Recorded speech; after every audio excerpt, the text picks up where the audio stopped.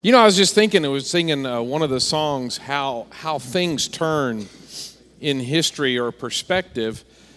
Because as I grew up, you go by the stores as Christmas gets closer, which is usually they start getting set up in the stores around August or so nowadays. But anyway, as Christmas gets closer and you see the little Santa Claus animatronics and the noise and all that. So the melodies of Christmas carols, you grow up around. And I remember the first time I saw a Christmas carol in our songbook. I was shocked. And here's what's interesting. I was thinking that again tonight when we were singing that particular song, they were worship songs first that people sang around Christmas because their focus was on Christ. Of course, I know the Bible doesn't give when Jesus was born, and in fact, because the shepherds are out with their sheep in the field at night, it's probably in the spring. But anyway, at least the world thinks about it for a bit. And so those worship songs were sung around that holiday as there was a focus on Christ. So I think it's interesting that somewhere along the way, worship songs became more associated with Santa Claus and reindeer, so that we all know the tune and it's a carol. Because I remember when I hadn't thought about it, and I had someone ask me a little irritated that we were singing Christmas carols in church. And then it dawned on me, it's in our songbook. And when you look at the date of the song, it predates Santa Claus animatronics, if you will. So anyway, I think it's interesting how it was a worship song that's become a Christmas carol. So it surprises me when we do it in worship. Isn't that weird? Shake your head this way. Okay, that's all I got. I mean, if you're expecting something deeper, that's the end of that. Open your Bibles, if you would, to Matthew chapter 7. Matthew chapter 7 is where we will end up. So you have a little bit of time to get there. So we've been talking about life's big five. We've been talking about these questions about where did we come from, where are we going, who are we, why are we here, does it matter, and is there a right and a wrong in life, and how do we define that? And so I would like to encourage you in one of three levels tonight. If you are not familiar with God and you're trying to learn more about Him, I'm really glad you're here, and this will be a safe conversation. We're not going to make fun of anybody or be harsh about anything. Secondly, if you know somebody that's not sure about God, I hope that there's one thing that happens tonight that you can repeat or share with someone. But thirdly, although we're technically talking about whether or not God exists, tonight especially, this particular topic could help us when we talk to folks in our community. Now, it won't make a good soundbite. It won't make a good 4-word text. It probably won't even make a good Facebook post. But if you actually have a real conversation with someone, anybody remember what that's like? If you actually have a conversation with someone where there can be some back and forth and some body language and some of that sharing, one of the big issues, I would like to say the biggest issue in our culture is our understanding of truth. I mean, as a concept, because we're in a culture that doesn't believe there is an absolute truth, what's called moral relativism, which means truth is all relative. Your truth's different than my truth, so whatever floats your boat, whatever fits me, it's all good. It's just preference, opinion, and so on. It's hard to make spiritual progress if that's what we believe.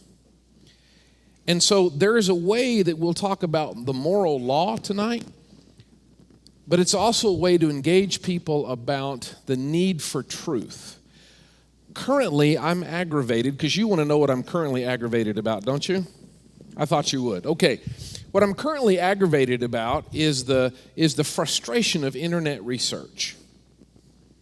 Have you ever, I'm not talking about simple, a non-moral issue. You're thinking about a product, or you're thinking about a process, you're thinking about a purchase, so you're like, you know what, let me just see about this. So you Google it. What happens when you do internet research on any given whatever you're talking about? Danger with, wow, okay, yes.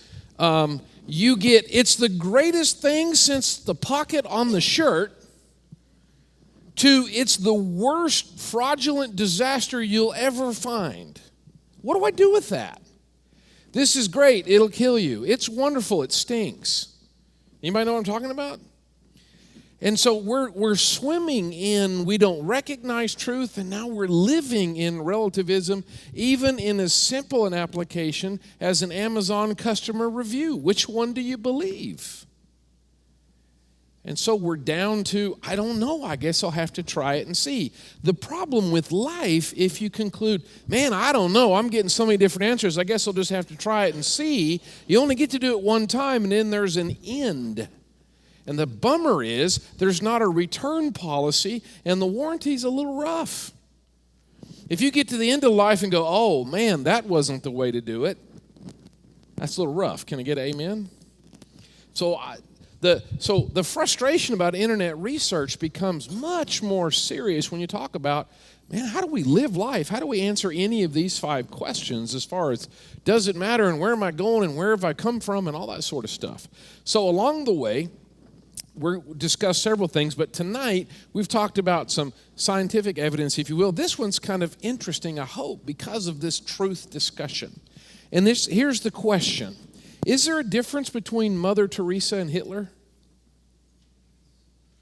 Because, see, it's really nice and fuzzy and warm and kind of like a cup of hot cocoa when you just say, hey, you know, whatever, it's all good. You just do your thing, I'll do my thing, and we're all just one big happy clan. That's great till you come across something like this, which is an interesting way to ask the question. Because pushed out to its logical extreme, if there is no real truth and it's all preference and opinion, then is there any significant difference between Mother Teresa and Hitler? If you're going to answer it just logically, you'd probably have to say, well, no, I guess everybody makes their own choices. But I would say it probably depends on which one affects you more. You might have a really different answer, wouldn't you? Okay, so this is the chart or the 4 categories we've been talking about with life's big 5. How do we answer this? What's the box top look like so you know how to put life together like a puzzle? So we started out with the cosmological evidence, kind of the big picture. We talked a little bit about the nature of the universe and about how it operates as evidence for a creator, because what we see is intelligent design. Then we narrowed the scope way down in what's called teleological evidence. We looked at, literally through a microscope, and looked at bacteria last week to see, is there evidence of an intelligent design? Because if there's design, there has to be a designer. We said it's just common sense. If you walked up on any kind of machinery, in fact, if you walked up on even an empty can of Pepsi, would you conclude that empty can laying on the side of the road was a product of natural forces, or is it a product of intelligent design? I mean, it's really easy to recognize something that's been designed. And so when you see that empty soda can, you would say, somebody made this. And so we've tried to look at a big picture and a small picture of life that shows there's evidence for a design. Tonight we get to talk about moral evidence. That big question, is there a difference between Hitler and Mother Teresa? This was last week's. Anybody remember our little friend? It was a bacteria called Vibrio fischeri.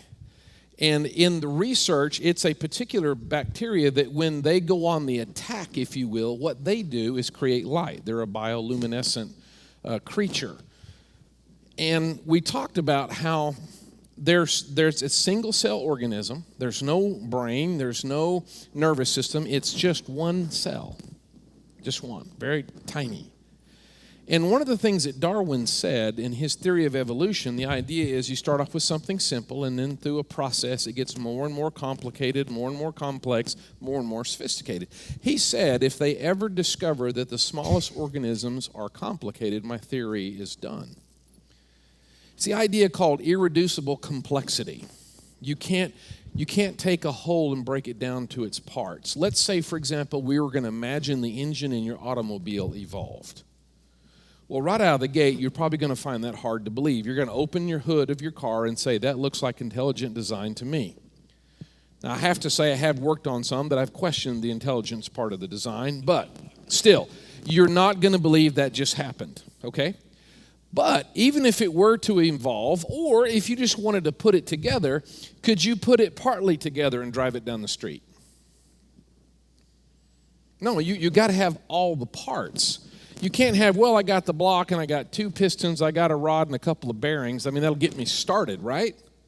No. In order for it to function, all the parts have to be in their proper place all at the same time. Well, if that's true of an automotive engine or any other example you want to think of, then what do you do with a single-cell organism that is so complicated you can't reduce it down to its parts? The research we talked about was, the question was, how come bacteria, when they invade your body or whatever host that we're talking about, how come they don't just attack you? Well, because if they did, your body's defensive system would easily overwhelm the bacteria, drive it out, and there's no fight. So what bacteria have to do is to multiply till they get to be enough of them that they all go on the attack at the same time. Otherwise, it doesn't work. And so the question was, and this actually comes from a study of a new approach to antibiotics, is how do bacteria know when enough is enough? How do they know when there's enough of them? And then how do they signal to each other, charge? How do they do that? And they discovered there's a kind of communication pattern where they communicate with their own kind and they communicate with other kinds of bacteria. That's just an example. What we're talking about is complexity. That's just an example of a single-cell organism that somehow, without a brain, nervous system, mouth, ears, any of that, is complex enough to communicate with one another, to know when to attack, when not to. How is that even possible? I don't know. But it's incredibly complex. Can we admit that much? Pretty sophisticated machinery or processes. We even added a layer to say, besides the Vibrio fischeri bacteria being amazingly complex for its tiny size, you could even talk about the symbiotic relationship with this little guy, the Hawaiian bobtail squid. He purposely gets infected with this bacteria because, remember, it's a bioluminescent. It kicks out light. This little guy stores them up in a couple of spheres on his belly so that at night he can swim through the shallow, clear waters of like coastal Hawaii, for example. And normally, he would make a little shadow, and the predators can track him because of the shadow. But this little guy carries these bacteria in these two globes on his belly, and then he has sensors on his back that measure the amount of light coming through the water. And then he's got a little shutter that opens to allow the same amount of light to come out of his belly as is hitting on his back. Because if he messes that up, if he doesn't put out enough light, he has a shadow and he gets eaten. If he forgets it's a moonless night and he's all aglow, he gets eaten. And so this guy's about the size of your thumb, and yet there is a sophisticated photo measuring device to measure how much light and then to operate a shutter to match that kind of outcome. Normally, such an infestation would kill him. That's what bacteria do. So when the night's over, he swims down, burrows in the sand, and then while he's breathing, he pumps out the bacteria and reduces their level. When they reduce their level, they shut off because there's not enough of them. He sleeps peacefully all day while they're rebuilding so that by nightfall, he's got the right amount of infestation again to create light but not kill him. That's pretty good for a squid. So the bacteria are amazingly complicated. The squid is amazingly complicated. Then you get the two of them together, where they function like that. So this is what we talked about last week as an example of intelligent design. If there's a design, then there has to be a designer. To accept that that could happen by random chance, it takes a lot of faith. So tonight, the moral law is a whole different kind of approach. And it may be one of the most potent ones in our current climate. It seems to me that our culture is struggling to make sense out of its world. That we're struggling to define what's right and what's wrong, and there's such division and animosity and hurt and pain as we are struggling to even communicate with each other. It seems the pattern is that if you disagree with me, I'll sever the relationship with you. And as we do that, as we chop relationships, we become a more and more isolated society. What happens to people when they get isolated?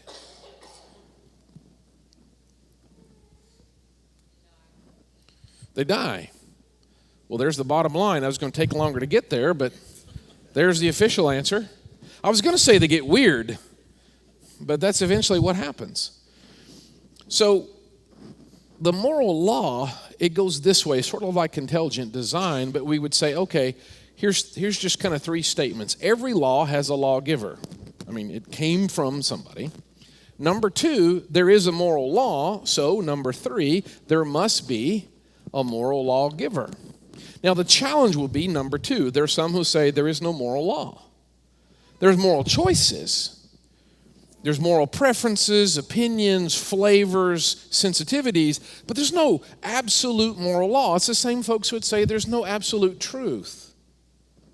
And we've talked about that in the past, is that we recognize absolute truth in mathematics or engineering or other places like that, but we get to spirituality and we go, well, but there's no absolute truth. I would suggest there are more significant consequences to that than your average bridge building, for example. So is there a moral law? So here's 8 things. I hope one of these visuals sticks tonight, just one. I'll give you 8 because, I mean, after all, we got to do something until 8 o'clock. Can I get an amen? All right. First of all, we could say the moral law is just flat undeniable. It just is. It's recognized. And if I need a little proof, I might say it this way. Does this image bother you? Why? Does injustice of any kind, does it bother you?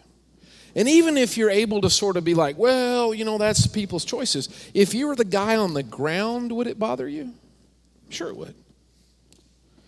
There may be different applications, but there is a universal recognition that this is not okay. Why?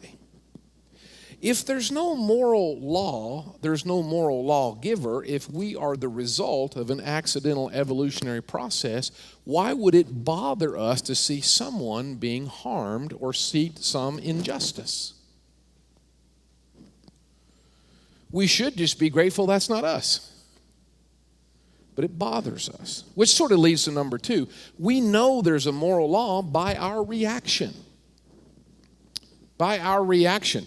There's a story about a professor that asked his students to write anything they wanted to, and a particular young man who was a good writer and a great student really was struggling about whether there was a God or not. So he wrote his paper on the fact that there are no moral absolutes, that it is simply a matter of choices, opinions, and preferences. And he did a great job writing eloquently a great paper, articulated his thoughts well, put it in a really nice blue folder, turned it in.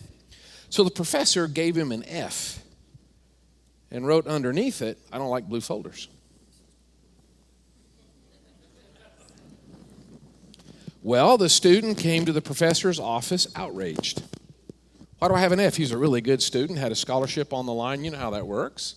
Why do I have an F? Because I don't like blue folders. That's not fair. That's not right. You should judge the paper on its merits. And the professor said, that's just my opinion and it's my preference. In other words, it's one thing to talk about a moral law as some sort of vague abstract, but we get pretty serious about it when it matters to us, when it affects us. If nothing else, we want the right to say there's no moral law. This is one of my favorite little pictures. I don't know what's going on here, but I can tell you it's bad. Anytime a female puts a hand on a hip, that is a universal sign that bad things are going on. I'm guessing that something has happened that has been considered to be unfair. I love the body language. Well, I like looking at this picture a lot because the girl on the far left has got her arms crossed. That's a closed down body language that something's happened she didn't want to talk about. The girl in the middle is a little more expressive. And then you always have to have a bystander or a spectator just to see what happens. But whether it's a little girl's soccer game or a blue folder for a paper, whenever we sense an injustice, we are incensed by an injustice. Why? Our reactions are evidence that there is a moral law that is written on our hearts. Now, it may be true that can be modified, that can be adjusted, you can become calloused, But just about anybody's going to have some injustice that they'll consider wrong. If nothing else, we don't like it happening to us. The moral law, a universal absolute moral law, is the absolute basis of human rights. So as we've already said, if we're just an animal, then what difference does it make if one animal is wronged or suffered versus another? But it's this concept that is the absolute basis of human rights. In fact, our founding fathers in the Declaration of Independence said it this way. They said, "We hold these truths to be self-evident that all men are created equal, that they are endowed by their Creator with certain unalienable rights." Their recognition is that human rights come from the fact they have a Creator. Because if we're just animals in a herd, how do you defend that there are even human rights at all? Goes on to say that among these are life, liberty, and the pursuit of happiness, that to secure these rights, governments are instituted among men, deriving their just powers from the consent of the governed. So there's truth, there's rights, and there's just or justice, recognized as coming from the Creator. The moral law is also the unchanging standard of justice. In other words, regardless of the time, regardless of the place, regardless of the culture, there is a universal moral right. Here's a way to illustrate it. Was the Holocaust wrong? If there are no moral absolutes, how would you be able to say that it was? And there are voices in the world today that will say that it's not wrong.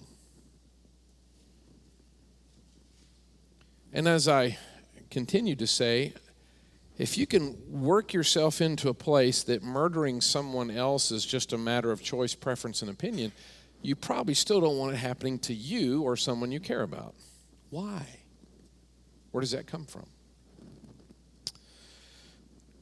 The moral law is what truly defines the difference between moral positions. And this is, to me, this is probably the one I would underline, because the common language is that it's just preferences, opinions, choices, and so on.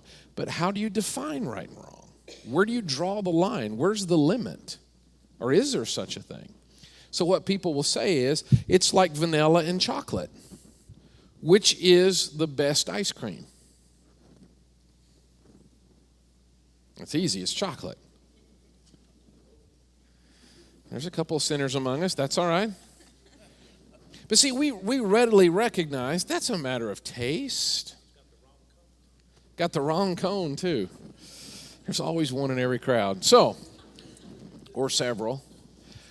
So it's just, there's no moral code, there's no moral urgency, there's no right and wrong to a flavor. That's something we pretty easily recognize. Of course, makes sense. But to transfer that to moral law is a difficult task. Because you're back to where we started. So the difference between Hitler and Mother Teresa is just the difference between chocolate and vanilla. I was trying to use the two most extreme examples I could think of among humans. Someone who is dedicated and given their life to trying to do good for others, and someone who's famous for genocide. Just preference, just opinion, just flavor. Without a moral law, that would be the case, but most people won't accept that, which is evidence of something deeper.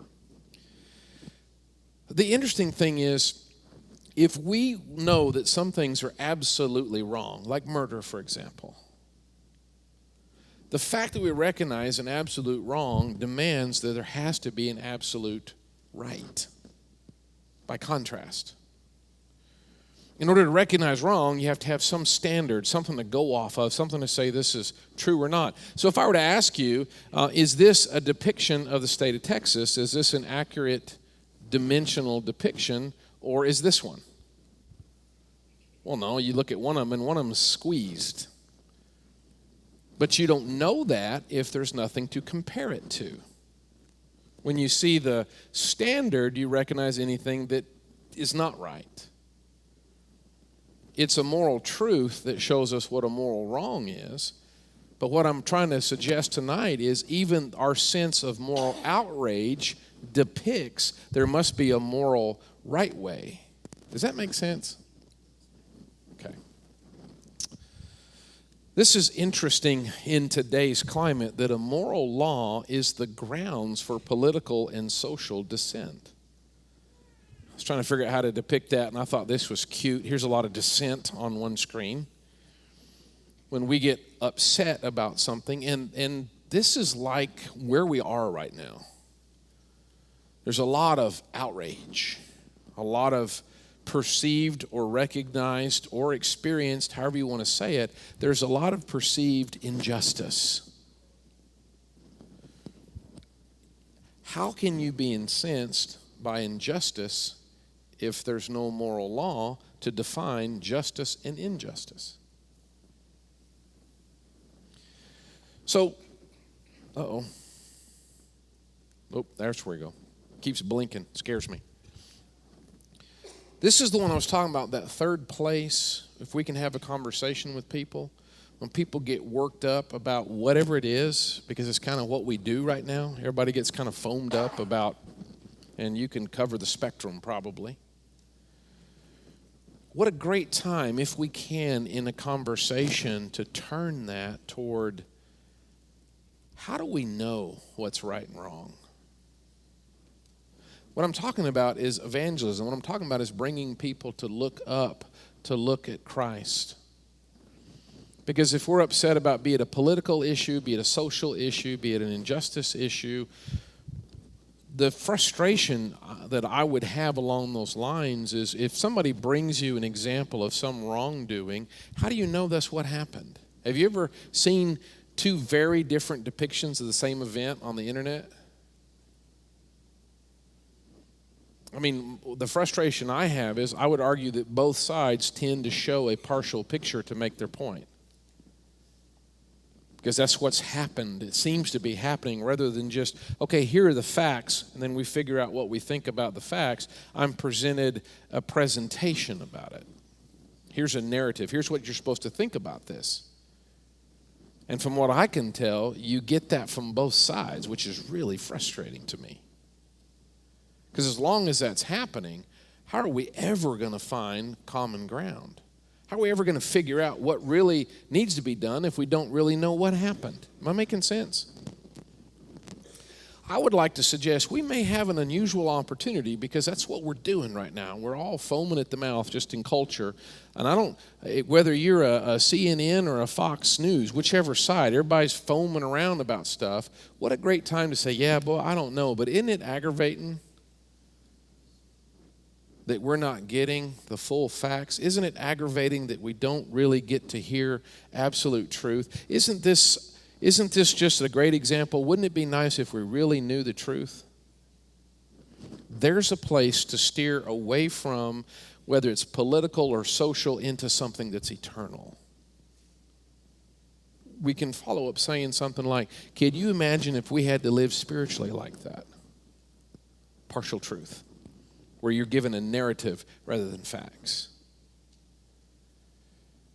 And if someone's new to that kind of thinking, they might balk at that, like, oh, okay, you're doing this, holy roller thing or Bible thumper thing or whatever, is a simple way of saying, no, the fact that we're upset about this, even if we don't, perhaps especially if we don't agree, the fact that we're upset about this signals there's some part of us that's been created to care. And wouldn't it be nice to try to pursue truth? So we may have an opportunity to take a lot of heat and division and turn that to something good. Because if we don't, I don't see how it gets better, do you? After all the discussions that we have, are we getting closer or further apart?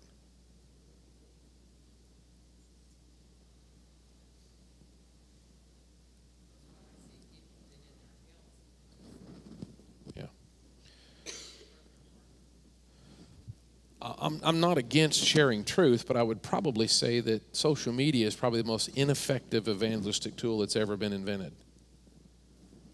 Whatever your cause is.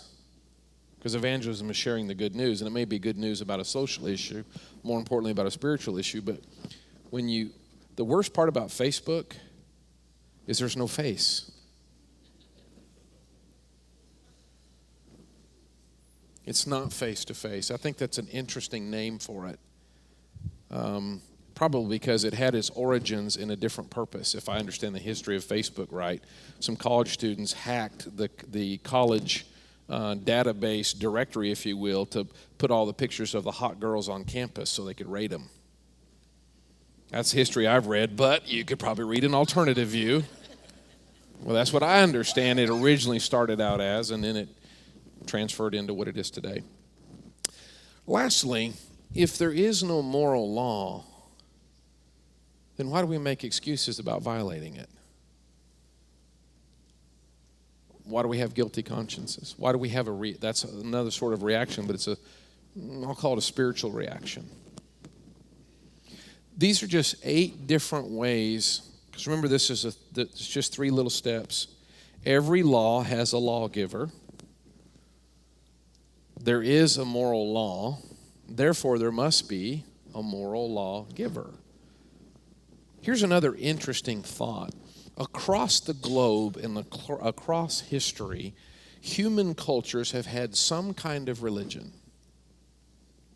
There is within every human culture a desire to connect with deity.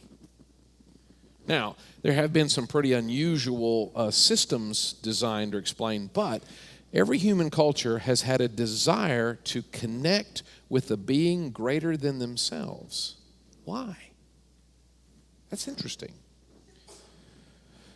From the evolutionary standpoint, we are the highest beings. There's no one higher than us. This is us. And yet, there's a desire to connect with something greater. And secondly, every religious code is set at a standard that we fail. Isn't that bizarre? Look, if we're going to create our own religion, why don't we write it in such a way that it's whatever you want to do and we're all good, so let's be happy. But we don't. Even some of the strangest religions will set a moral code at a level at which we fail. Why do we do that? Because there is a recognition of a moral law and a desire to have a relationship with the moral lawgiver.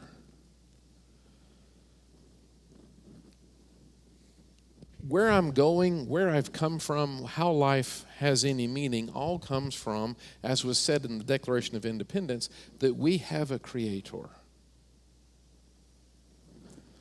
And you can talk about intelligent design in the cosmos. You can talk about intelligent design in pick your favorite critter. You can pick a frog, a butterfly, a bird. I was just talking with my son-in-law about flight. Can you imagine that? We were talking about flying earlier today. And about how complex the birds are. We design airplanes with fixed wings and have to put an engine on it. A bird uses its wings for lift and thrust and braking and balance. And they can come flitting in your backyard and land on a little old tiny twig that's bouncing in the wind, and they do it every time. From a flight perspective, it's incredibly complex for a bird brain.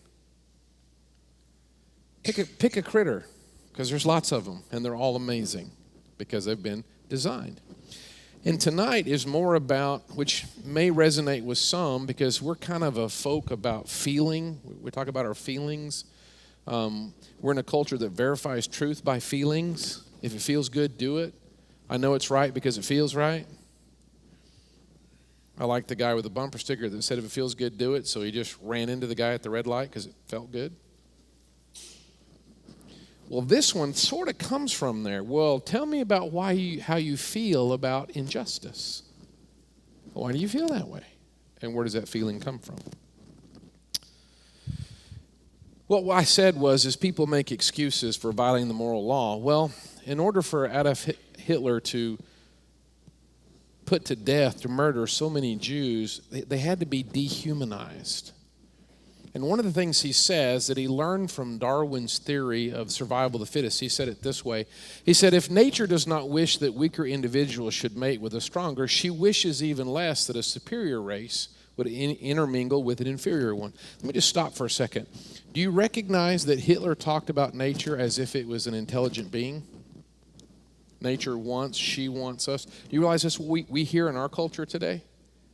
We want to design the better hand lotion, so we go to Mother Nature and we learn from her, and so we've got these plant products, and we squish them together, and you get this because she sure knows a lot. We use the same language. If you're not going to recognize God as sovereign, then you're going to go to something else. That a superior race would not intermingle with an inferior race, because in such cases, all her efforts throughout hundreds of thousands of years to establish an evolutionary higher stage of being may thus be rendered futile. So this inanimate random process of evolution is given a sense of intelligent design and purpose. But such a perversion goes hand in hand with I can never say that word. Somebody say it for me. Yes. Law, that is the strongest and the best who must triumph, and that they have the right to endure. He who would live must fight. He who does not wish to fight in this world, where permanent struggle is the law of life, has not the right to exist. If the Jews really wanted to live, they should have fought for it. That was his justification in trying to exterminate what he viewed as an inferior race. Beliefs have consequences. What we believe is what leads us to act. And before you can commit such acts, there has to be a change in your thinking. And if there's no moral law, then we're cut adrift. And it's whatever we want to do. That sounds pretty cool if we're all doing what I want to do, but I don't like it so much if we end up doing what you want to do. Jesus says this instead. Matthew chapter 7, verse 24. Therefore, everyone who hears these words of mine and acts on them may be compared to a wise man who built his house on the rock. The rain fell, the floods came, and the winds blew and slammed against that house, and it did not fall, for it had been founded on the rock. Everyone who hears these words of mine and does not act on them would be like a foolish man who built his house on the sand. The rain fell, the floods came, and the winds blew and slammed against that house, and it fell, and great was its fall. Jesus says it's his words. Whoever hears his words and acts on them builds their life on a rock. We only get to live life one time, one way. And I really don't want to get to the end of it and be wrong. I can't go back. I can't fix it. I can't change it. It's done. So where could we find something that could be absolute, that could be consistent, and that could be eternal? Jesus said it's his words. And if you'd like to investigate that further, I'd love for you to talk to me about it, about exploring God's word and finding that it is the rock that you can count on.